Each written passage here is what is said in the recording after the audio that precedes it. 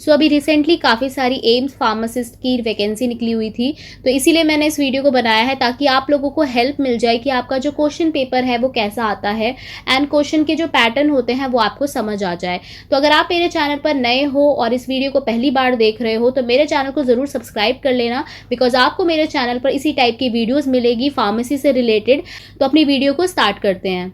And मैं आपको पहले ही बता देती हूँ, ये वीडियो थोड़ी सी शायद लंबी हो जाए, तो अगर आप अभी देखना चाहते हो इस वीडियो को तो आप देख सकते हो, या आपके पास जब फ्री टाइम हो तो प्लीज़ इस वीडियो को पूरा देख लेना। सो आपको मेरे चैनल पर और भी वीडियोस मिल जाएगी MCQ से रिलेटेड एंड डिटेल वीडियो भी आपको मिल जाएगी, तो आप जाकर ज़रूर उन सबको चेकआउट कर लेना। बिकॉज अगर आप वो देख लेते हो तो आपका रिपीटेड क्वेश्चन कई बार पेपर में आ जाता है, तो आप वो सॉल्व कर सकते हो। तो सबसे पहला क्वेश्चन इसमें पूछा गया है, which are the most common testicular tumour. तो इस क्वेश्चन में आपको बताना है कि जो मोस्ट कॉमन टेस्टिकुलर ट्यूमर होता है वो कौन सा होता है। तो आप आंसर देख ही सकते हो, सेमिनोमा। तो इसका राइट आंसर है seminoma. Seminoma is the most common testicular tumour. अब हम बाकी चीज़ों को भी देख लेते हैं, ज़रूरी नहीं होता कि आपका सेम क्वेश्चन आ जाए। नेक्स्ट टाइम आपसे पूछ सकते हैं कि ब्लास्टोमा कौन सा कैंसर होता है।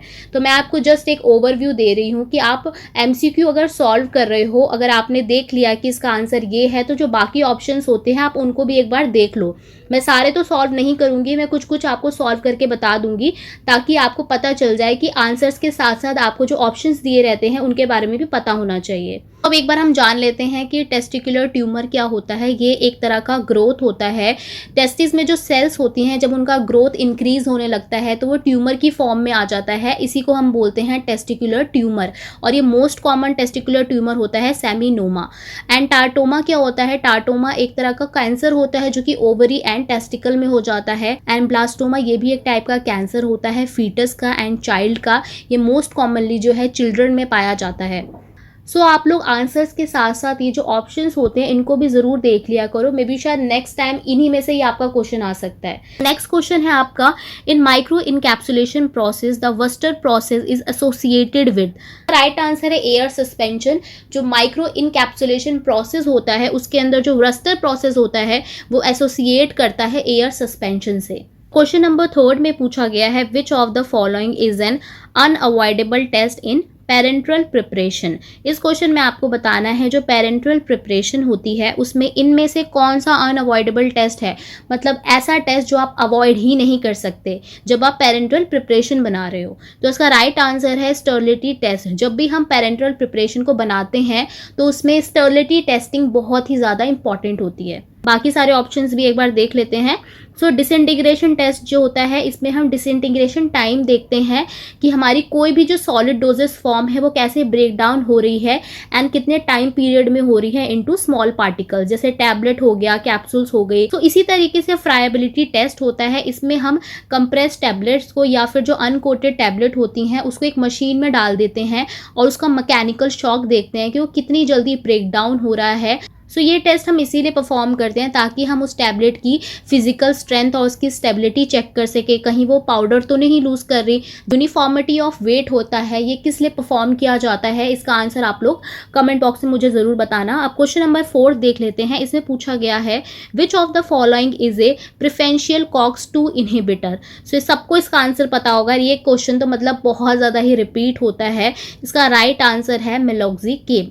सो क्वेश्चन नंबर 5 में पूछा गया है, an error occurring by chance और एक्सीडेंट इज नोन एज। इस क्वेश्चन में आपको बताना है कि कौन सा एरर अकर करता है बाय द एक्सीडेंट और by the chance. Right answer है इंटरमीडिएट एरर। जो इंटरमीडिएट एरर होता है वो बाय चांस या फिर एक्सीडेंटली कोई चीज़ हम परफॉर्म कर रहे हैं तब ये एरर आ सकता है। क्वेश्चन नंबर 6 में बताना है हमें, alcohol can be synthesised bye.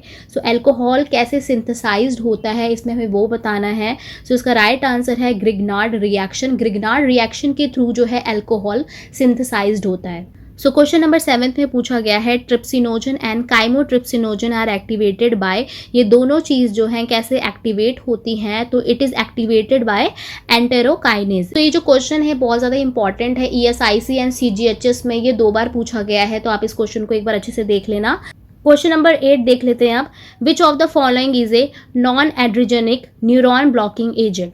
इसके ऊपर भी बहुत क्वेश्चन आता है। इसके लिए आपको क्या करना होगा, इसकी जो क्लासिफिकेशन है वो आपको याद कर लेनी होगी। उससे ये होगा कि आपके जो बाकी ऑप्शन है वो भी आपको याद हो जाएंगे। सो इसका राइट आंसर है डी, ग्वानिथिडीन। क्वेश्चन नंबर 9 में पूछा गया है, the ideal property of liquid possessing a high consistency yet porable or spreadable is termed as। इस क्वेश्चन में हमें बताना है जो आइडल प्रॉपर्टी होती है लिक्विड की, जिसमें वो पोजेस करता है हाई कंसिस्टेंसी को, पोरेबल भी होता है एंड स्प्रेडेबल भी होता है, तो इसको हम क्या बोलते हैं?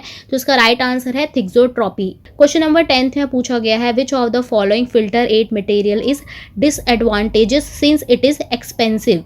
इनमें से कौन सा ऐसा फिल्टर एड है जो कि डिसएडवांटेज है बिकॉज वो काफ़ी ज़्यादा एक्सपेंसिव है? तो इसका राइट आंसर है सेल्यूलोज। सो इस क्वेश्चन में बताना है इनमें से कौन सा लॉ है जो कि स्टेट करता है जो इमिसिव पावर होती है ब्लैक बॉडी की वो प्रोपोर्शनल होती है 4th power of absolute temperature के। सो स्टीफन बोल्ट्जमैन लॉ जो होता है वो ये कहता है जो इमिसिव पावर होती है ब्लैक बॉडी की वो प्रोपोर्शनल होती है 4th power of absolute temperature के। सो क्वेश्चन नंबर 13 में पूछा गया है, a bacterial infection in bones is termed as. जो बोन्स के अंदर बैक्टीरियल इन्फेक्शन हो जाता है इनमें से वो कौन सा होता है? तो ऑस्टियोमेलाइटिस एक तरह का बैक्टीरियल इन्फेक्शन होता है जो कि बोन्स में हो जाता है। क्वेश्चन नंबर 14 में पूछा गया है, polyacrylic acid is a example for. So polyacrylic acid जो होता है ये एग्जाम्पल होता है सिंथेटिक पॉलीमर का। इसी टाइप के आपके क्वेश्चन आते हैं, जैसे अमीनो एसिड के ऊपर काफ़ी क्वेश्चन आता है, इसके ऊपर मैंने पूरा वीडियो बना रखा है, इसमें आपका क्लासिफिकेशन है पूरी, किसी में से भी कोई सा भी अमीनो एसिड आपसे पूछ सकते हैं। तो अगर आप वो अमीनो एसिड की क्लासिफिकेशन कवर कर लोगे तो अगर आपसे पूछा जाएगा तो आप इजीली आंसर दे पाओगे। वो वीडियो आप ज़रूर देख लेना, वीडियो के एंड में आपको देखने को मिल जाएगी। सो क्वेश्चन नंबर 15 में हमें बताना है, ये जो सारे आप फोर्सेस देख रहे हो इनमें से कौन सा ऐसा फोर्स है जो कि अफेक्ट नहीं करता फ्लो प्रॉपर्टी ऑफ पाउडर की। सो surface tension force, cohesive force and frictional force, ये सारी जो है फोर्सेस ये अफेक्ट करते हैं। सो क्वेश्चन नंबर 17 में पूछा गया है, N methyl glycine is known as. So N methyl glycine is known as sarcosine. जैसा मैंने अभी आपको बताया, आपको अमीनो एसिड भी कवर कर लेना है बिकॉज उसमें से भी इसी टाइप के क्वेश्चन आते हैं। सो क्वेश्चन नंबर 18 में पूछा गया है, gold derivative are used as. So जो गोल्ड डेरिवेटिव होता है उसको हम एंटी रूमेटिक ड्रग्स के तौर पे यूज करते हैं। क्वेश्चन नंबर 19 देख लेते हैं, which of the species bears a positive charge. So electrophile जो होता है वो बेयर करता है पॉजिटिव चार्ज को। क्वेश्चन नंबर 20 में पूछा गया है, import of which category of drugs is prohibited. इसमें हमें बताना है इनमें से कौन सी कैटेगरी की जो ड्रग है वो प्रोहिबिटेड होती है। तो शेड्यूल जे के अंदर जितनी भी ड्रग्स होती हैं वो इम्पोर्ट नहीं कर सकते, उसको इम्पोर्ट करने पे वो प्रोहिबिटेड होती हैं, मीन्स उनको आप इम्पोर्ट नहीं कर सकते। सो क्वेश्चन नंबर 21 में हमें बताना है, जो रिएजेंट्स होते हैं सोडियम और lithium metal in liquid ammonia is used in. So इसका राइट आंसर है बिर्च रिडक्शन। इसको आप प्रोनाउंस कर सकते हो बिर्क रिडक्शन से भी। नेक्स्ट है question number 22, the paper used in arsenic limit test is coated with. Arsenic limit test होता है उसमें हम एक पेपर को यूज करते हैं जिसे हम कोट करते हैं मर्क्यूरिक क्लोराइड से। सो इसका राइट आंसर है मर्क्यूरिक क्लोराइड। जो क्वेश्चन नंबर 23 है इसका आंसर आपको बताना है। इस क्वेश्चन में पूछा गया है, which of the following is not a connective tissue disorder. यहाँ पर 4 ऑप्शन दिए गए हैं, इनमें से आपको बताना है इनमें से कौन सा कनेक्टिव टिश्यू डिसऑर्डर नहीं है। सो आप लोग ज़रूर कमेंट बॉक्स भर देना इससे अपने राइट आंसर से। अगर आप गलत आंसर भी देते हो डोंट वरी, जिसका भी राइट आंसर होगा मैं उसको पिन कर दूंगी ताकि और बच्चे भी उस आंसर को देख पाए। तो क्वेश्चन नंबर 24 में पूछा गया है, जो जाइगोमेटिक बोन होती है is known as. So zygomatic bone को हम चिक बोन भी बोलते हैं। सो क्वेश्चन नंबर 25 में पूछा गया है, हम कौन से एनिमल को यूज़ करते हैं for pyrogen testing in patent and propriety medicine. So इसका राइट आंसर है rabbit. Rabbit is always the first choice for pyrogen testing.